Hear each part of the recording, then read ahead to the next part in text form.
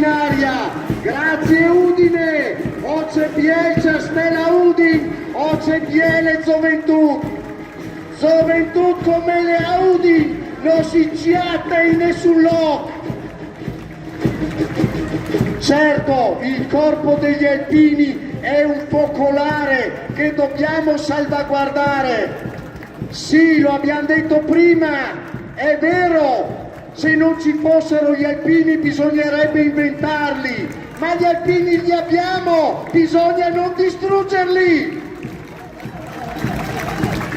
La rappresentanza storica da sempre con la sezione di Udine sfila una rappresentanza di rievocatori che nelle loro uniformi ci ricordano l'evoluzione della specialità degli alpini e subito dopo il vessillo della sezione di Udine.